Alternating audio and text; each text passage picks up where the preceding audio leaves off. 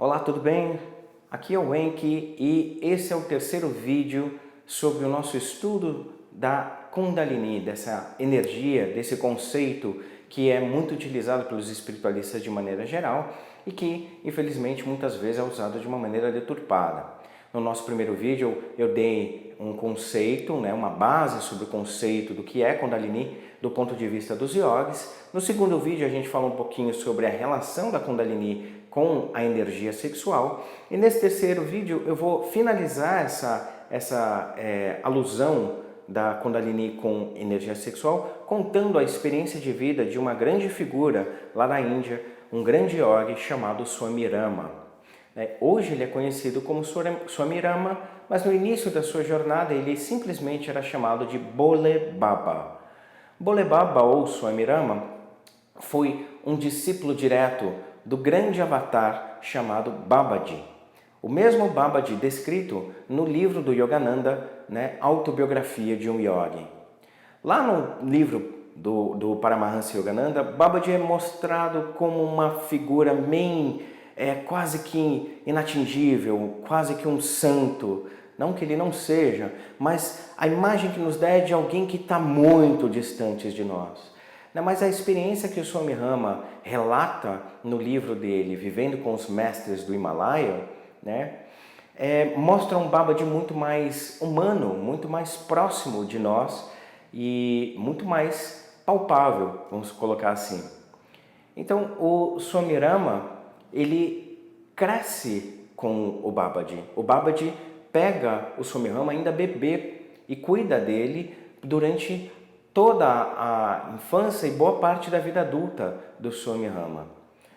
Então o Swami Rama ele cresce nesse contexto nos Himalaias, rodeado de mestres. Daí o título do seu livro, da sua biografia, Vivendo com os Mestres do Himalaia, que foi editado em português pela editora Pensamento. Infelizmente a editora Pensamento não publica mais esse livro, mas a gente consegue encontrar algumas cópias deles em alguns sebos, ou talvez em alguma versão digital em PDF também. Se você vasculhar bem a internet você vai encontrar. Vale a pena a leitura desse livro. Mas vamos lá. Em determinado momento da vida do Swami Rama, depois de ter feito muita bobagem, depois de ter feito muita prática profunda, Swami Rama é muito legal de observar a vida dele, porque ao mesmo tempo que ele conseguia ter uma firmeza espiritual e uma convicção e fazer as suas práticas e atingir estados profundos, ele cometia uma babaquice logo ali na esquina. É interessante que nesse livro, Vivendo com os Mestres do Himalaia, quase que em todo final de capítulo ele diz algo como: eu era muito imaturo, eu era muito bobo. É muito legal esse livro. Mas vamos lá. Ele então, num determinado momento da vida, ele recebe o convite por conta de toda a ideia que se gerou ao redor dele conseguir lá ficar quieto, concentrado, firme. Tem uma passagem que conta que ele estava meditando na beira de um rio selvagem, e começou a juntar crocodilos ao redor dele e ele ficou insensível à presença dos crocodilos, ficou ali meditando durante dias, semanas, e isso começou a se alastrar, começaram a vir jornalistas, tirar foto, fizeram então todo aquele auê ao redor da figura do Swami Rama. Imaturo como ele era, ele se deixou levar por essas questões da vaidade e ele acaba assumindo um posto que equivaleria na nossa tradição espiritual cristã ao que a gente chamaria de um papa. Ele assume um posto chamado na Índia de Shankaracharya, que é a figura maior dentro da organização monástica que os indianos seguem. Então os monges ou swamis, eles respeitam essa figura do Shankaracharya da mesma maneira que os padres respeitam a figura do Papa. Então ele teria supostamente um papel regulador, um papel diretivo nas atuações desses swamis. Ele assume esse cargo achando que ia poder de alguma forma exercer alguma influência sobre a expressão espiritual desses swamis, mas ao longo do tempo ele vai percebendo que não.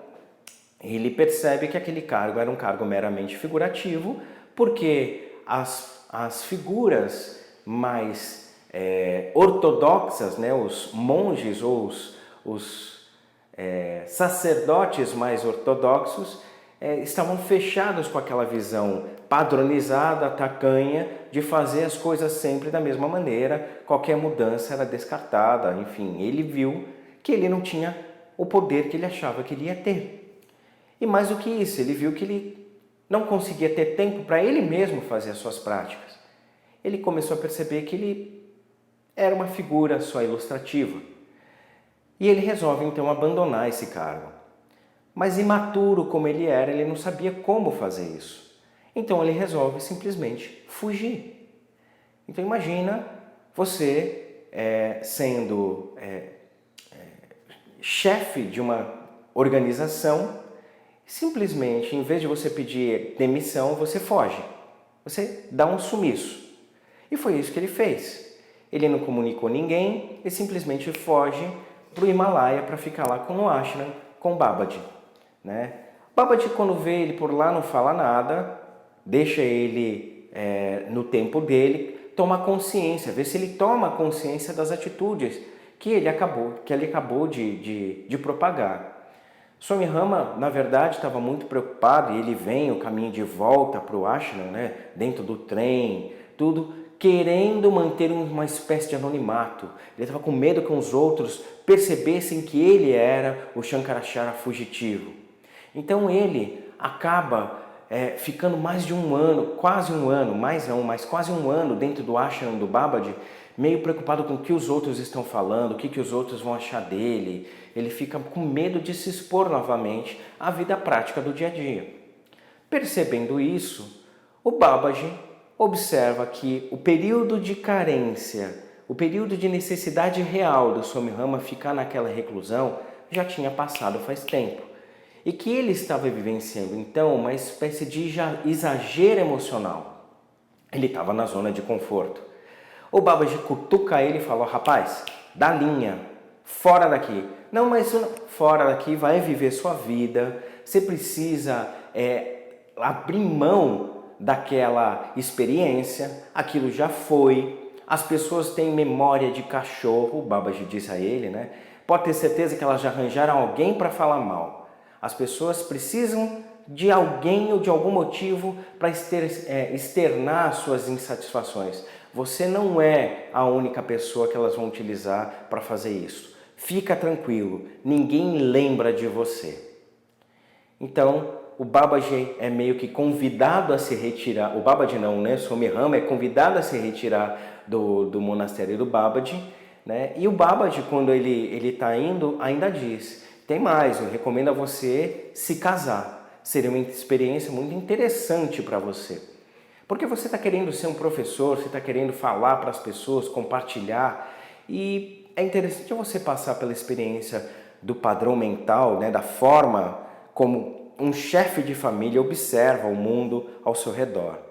Pondera sobre isso. Né? E o Swami Rama fica muito tocado com isso, fala: mãe, eu casar, como assim? E ele viaja, vai fazendo as suas peregrinações, ponderando sobre toda essa chacoalhada que o Babaji deu nele. Ele então chega num determinado lugar e fica ali durante um tempo, e toda noite ele dava aula sobre um conjunto de textos indianos chamado Upanishads. Num determinado dia, as pessoas começaram a perceber que ele pegava o conteúdo desse texto, que era um texto muito profundo, e transformava esse conteúdo em algo simples, aplicável ao dia a dia. Então ele começou a, mais uma vez, né, gerar um burburinho. As pessoas começaram a vir aos montes para escutar aquele moleque que conseguia fazer um texto sagrado profundo se tornar algo simples e aplicável no dia a dia. Isso foi se alastrando de tal forma que uma moça de uma família indiana da alta sociedade, né, bem influente, começou a visitá-lo. E numa dessas visitas ela requeriu uma conversa, uma audiência particular com o Swami Rama. O Swami Rama não fazia isso, ele gostava muito de falar na frente o que tinha que falar. Mas a menina foi tão insistente que ele resolveu então conversar sós com essa menina. E A menina, no final de 2 horas, convenceu Swami Rama de que eles foram marido e mulher numa outra vida e que eles, portanto, tinham que casar nessa vida. Swami Rama fala para a menina, olha, eu vou deliberar sobre esse assunto com o meu guru e se for o caso, a gente casa. Quando ele chega para conversar com o Babaji sobre isso, o Babaji dá de costas, fala, meu, isso é um problema seu, a vida é sua, você que tem que fazer suas escolhas, eu não vou interferir. E ele então escolhe casar. Babaji então dá uma boa quantia de dinheiro para o Swami Rama começar a vida dele. E o Swami Rama monta um negócio na cidade de Agra, onde tem o Taj Mahal. Então o Swami Rama era uma pessoa inteligente, né? Ele tinha essa mente, esse intelecto bem aguçado e ele prospera. Prospera e consegue manter uma vida familiar digna.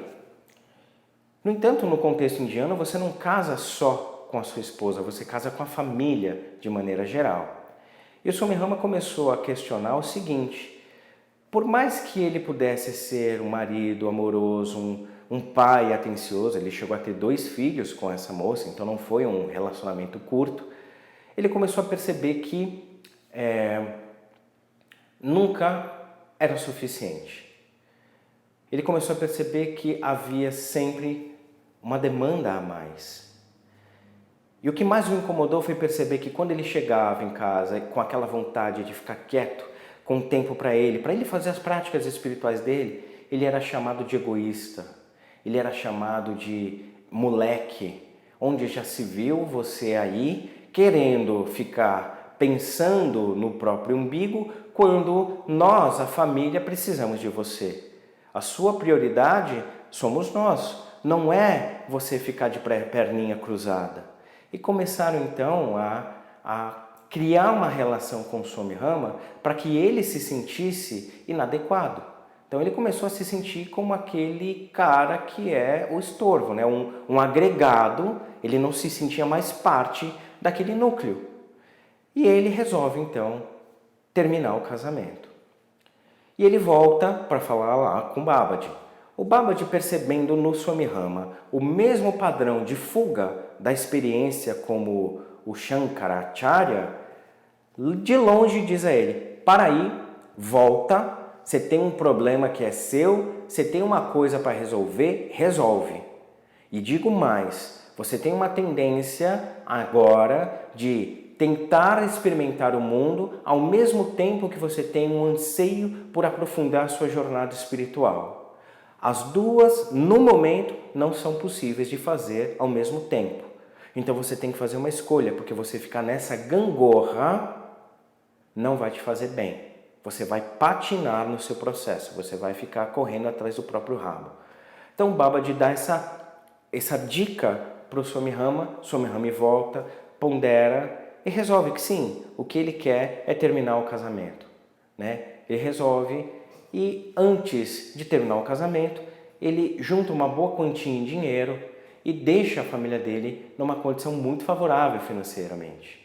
Né? E ele volta para os Himalaias e o Babaji, então, satisfeito com toda a determinação do Swami Rama, fala, agora você está pronto para uma nova iniciação. Leva ele para um lugar, né, lá no meio dos picos dos Himalaias e faz uma iniciação com ele. Quando ele inicia o Swami Rama fica deliberando. Por que ele me deu esse nome, Rama? Porque até então, como eu disse, ele não tinha esse nome, ele era chamado de Bole Baba, né? O paizinho inocente. É isso que significa Bole Baba. Né? Um pai, mas que é inocente, que é bobo, que é imaturo. Né? Ele tinha uma sabedoria, mas tinha uma imaturidade tamanha. Então, quando o Babaji o inicia, aí é nesse momento que ele recebe o nome de Rama.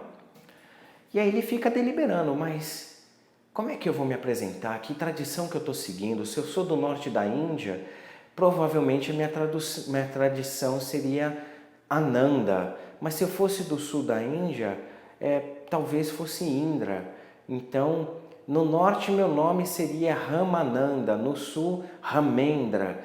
E agora, como é que eu vou me apresentar?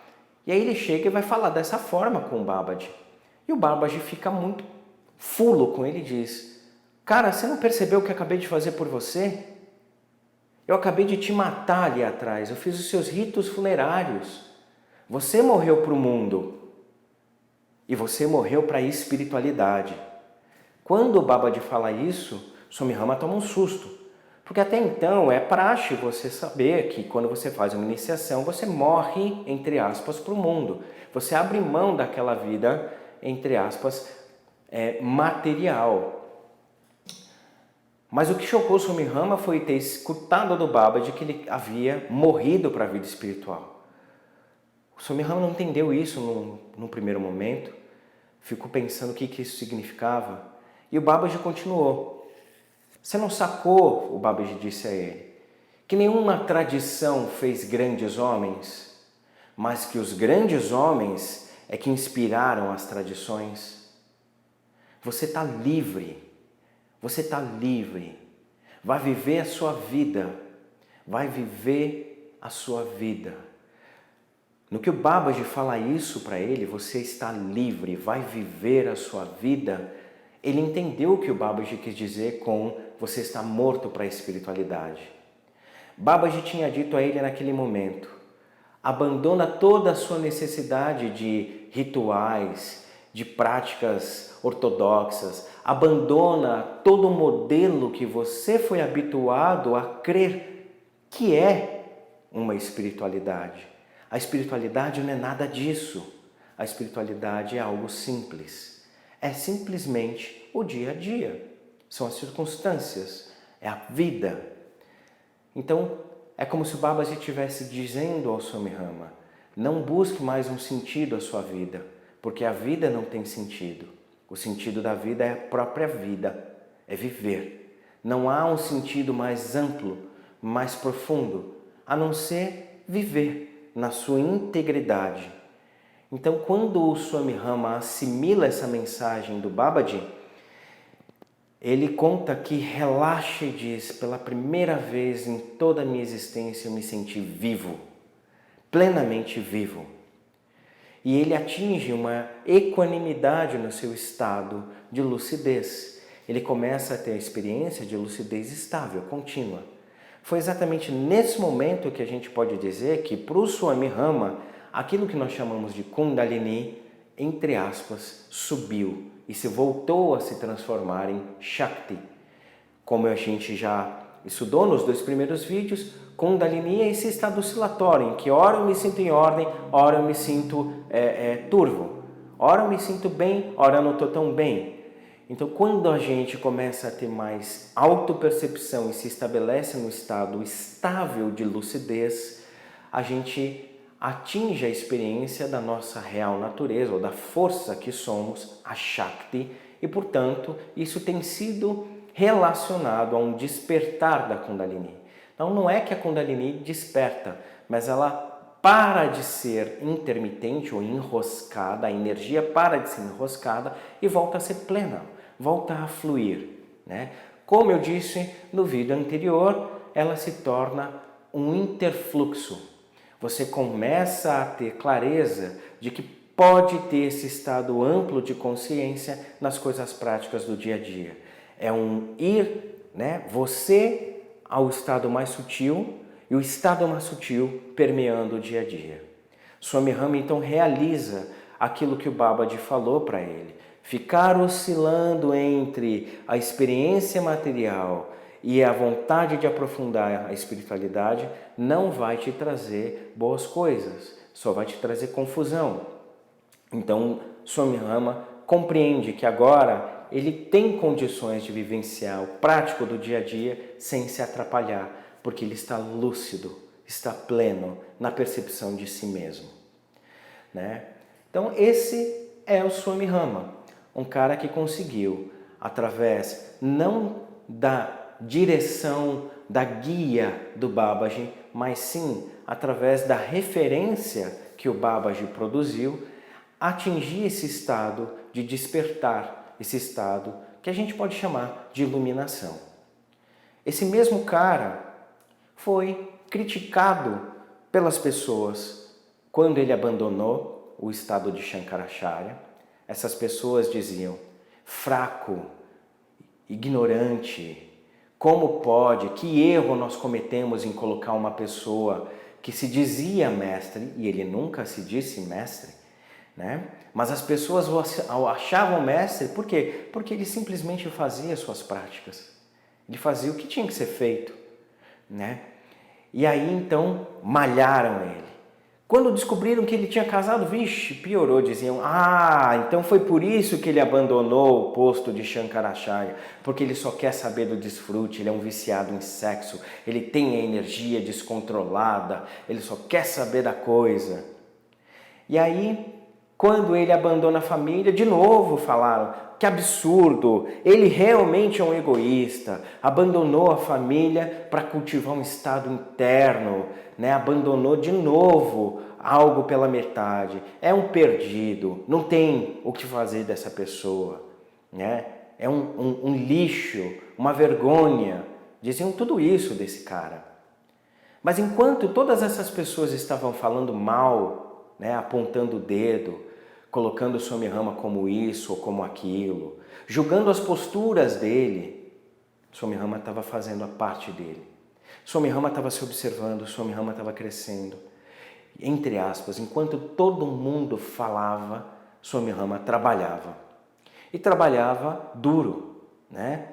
Não era difícil, mas era duro o processo de autopercepção, né? Para ele, muitas vezes, doloroso. Então, ele foi se esmerando até conquistar o estado que a gente chamaria de iluminação, o estado desperto. Então, eu conto essa história do Swami Rama para dizer que é assim conosco também na nossa vida, né? Quando você acha que você está tranquilo, você começa a perceber que você não está tão tranquilo assim. Porque você começa a perceber que aquilo que você achava que era entendimento, realização, na verdade era só um monte de informação. Quando a coisa veio, você viu que você estava patinando.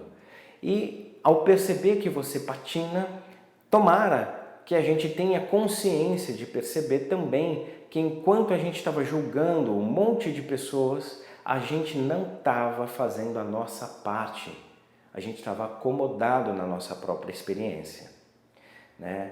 Swami Rama até hoje é recheado de polêmicas. Até hoje é dito que ele assediava as mulheres que estavam ao seu redor, né? Existem até mesmo relatos de pessoas que dizem: olha, ele me assediou sexualmente e por aí vai.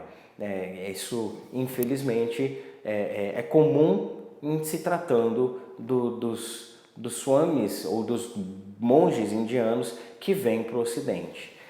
Não digo que não tenha ocorrido, se ocorreu também não é problema meu, é problema deles. Eu não sei, né, como que a coisa ocorreu, se ocorreu ou não, não cabe a mim julgar. Mas, no entanto, para aquelas pessoas que gostam desse tal julgamento, né, são os falsos moralistas, eles, enquanto estão nessa toada, né, esquecem de observar a si mesmo. É muito mais fácil a gente observar o outro, mais difícil a gente trabalhar para o nosso próprio desenvolvimento, né? Então, existe nesse processo de purificação, de transformar a tal Kundalini em algo mais pleno, em Shakti, nessa sensação de força interna, existem várias práticas espirituais, mas talvez uma delas que eu possa deixar, que eu vou deixar na verdade num próximo vídeo, uma prática para finalizar o assunto, é o entendimento sobre o que os yogis chamam de Maya, né? Muitas vezes traduzido aqui no Ocidente como ilusão. Então, eu conto a história do Swami Rama nesse vídeo para que fique claro, né, que o que importa é a gente estar firme nessa nossa jornada espiritual. Nossa coerência é que é importante. Mesmo que mais para frente a gente observe que a nossa coerência não está de todo acertada. O que importa é que a gente fez aquilo que a gente estava sentindo que deveria fazer. É melhor errar com as nossas próprias pernas do que errar com as pernas dos outros. Então, eu finalizo o vídeo aqui, espero que você tenha gostado. Peço mais uma vez para vocês deixarem o seu like no vídeo, que assinem o canal, que compartilhem o nosso conteúdo, né? E fiquem atentos aí ao nosso próximo vídeo em que eu vou falar sobre Maya, a ilusão. Namastê!